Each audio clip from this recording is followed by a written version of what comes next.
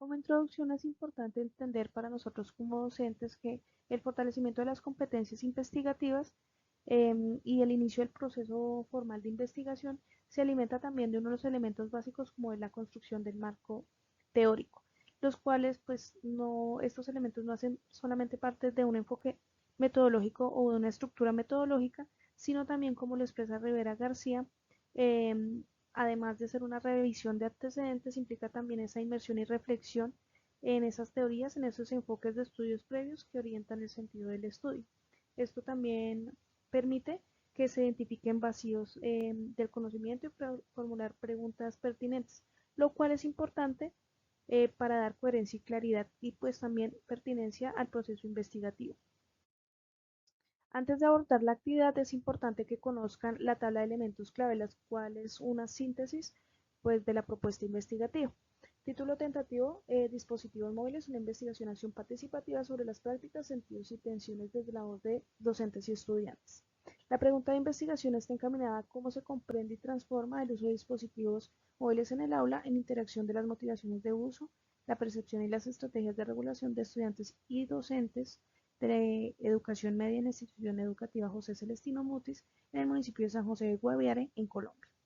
La categoría principal, el uso de dispositivos móviles, las categorías secundarias, las motivaciones de uso, las percepciones y las estrategias de regulación. Como enfoque metodológico, un enfoque cualitativo con metodología de investigación-acción. En cuanto a la elección de la teoría, consideré importante los aportes de Vygotsky y Freire. Vygotsky menciona cómo el aprendizaje es un proceso donde el desarrollo cognitivo está mediado por la interacción entre pares, la cultura del contexto, cómo facilitan y determinan el pensamiento y la creación de estructuras mentales, y cómo el lenguaje es el mediador entre el pensamiento y la organización de ideas, regulando los comportamientos en el proceso de aprendizaje. También de Freire la participación activa de los estudiantes en el aprendizaje, la creación de ambientes de diálogo, el fomento de la reflexión y también como los docentes son facilitadores en el aprendizaje. Por ello, pues para el proyecto investigativo considero que teniendo como eje la teoría crítico-social, en cuanto al uso de dispositivos en el aula, esta teoría sustenta de manera pues coherente y pertinente el marco teórico, dado que entiende que la escuela no solamente es un espacio para el desarrollo cognitivo, sino también existen relaciones en las que se llegan a acuerdos, a normas, a prácticas y hay una participación en donde se negocian precisamente esos sentidos, esas normas y pues esas resistencias. En cuanto al marco conceptual, tenemos la categoría principal que es el uso de dispositivos móviles. Según el Control 2018, los dispositivos móviles son elementos o dispositivos tecnológicos los cuales se caracterizan por su portabilidad, su facilidad de comunicación, su interfaz con el usuario generalmente mediado por pantallas. Dentro de ellos tenemos celulares o tabletas. Crompton también manifiesta cómo hay una metodología que es el Mobile Learning, que es un proceso en el que el dispositivo móvil es un mediador, aprovechando esas características precisamente de portabilidad y la diversidad de aplicaciones. Dorris y otros autores en 2024 también resaltan que el dispositivo móvil es un elemento que tiene un gran potencial en el campo educativo, dado las características de facilidad de comunicación, el acceso a redes, lo que permite también el intercambio de información.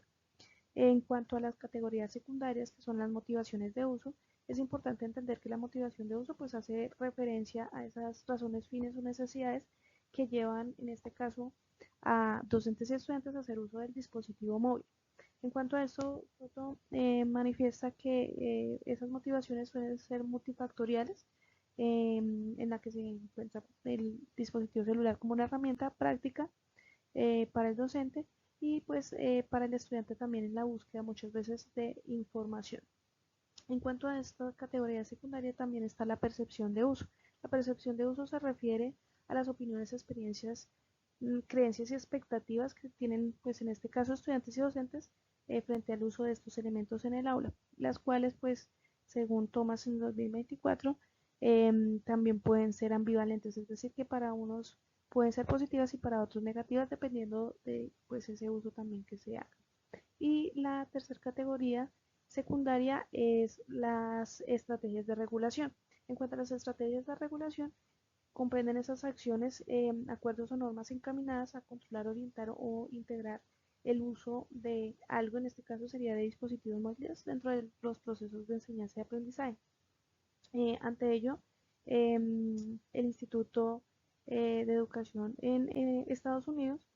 establece que la regulación de estos dispositivos móviles se puede realizar a través de dos elementos que son políticas restrictivas o de prohibición y unas políticas integradoras de prohibición, pues que si no se cumplen ciertas reglas no se va a dejar utilizar, integradoras pues que hacen parte de unos acuerdos que se realizan con los estudiantes. Para la construcción del estado del arte es importante tener en cuenta que se hizo uso de recursos o referentes internacionales y nacionales. A nivel local la producción investigativa es escasa y más teniendo en cuenta un enfoque cualitativo. Hay muchos estudios de enfoque cuantitativo en donde se utilizan los dispositivos móviles a través de alguna aplicación o recurso para potenciar la comprensión lectora, el aprendizaje de fracciones, entre otros, pero de tipo cualitativo son muy escasos a nivel local y pues también a nivel digamos que en una línea de tiempo no superior a 5 años. Bueno, ya teniendo en cuenta la categoría principal, GATS en Nueva Zelanda realizó un estudio de enfoque mixto en el que se tuvo en cuenta pues las perspectivas sobre el uso de los dispositivos móviles. Dentro de los resultados están pues esos desafíos que se han creado para docentes y estudiantes y pues la necesidad de regulación. Ahí menciona que no es necesaria una prohibición total,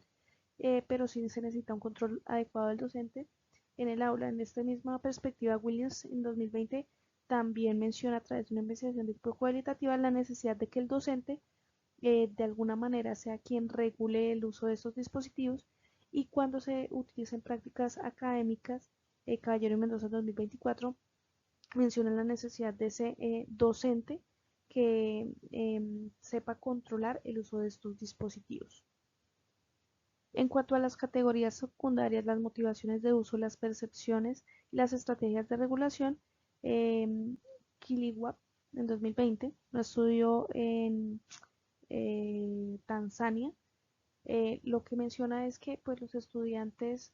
hacían uso de estos elementos para descargar materiales, para colaborar en trabajos, que la percepción es que a pesar de ser un elemento que facilita el trabajo, también genera cierta distracción y pues el docente es quien debe regular su uso, muy encaminado pues también a lo que menciona la categoría principal. A nivel nacional, pues Moji Palacios menciona que a través de un estudio cuantitativo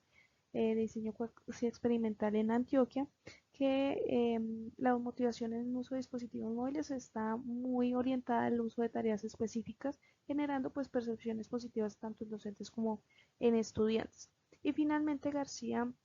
en el 2024 trabaja un poco más el tema de la motivación asociada pues a esa intención docente de la dinamización de los procesos de aprendizaje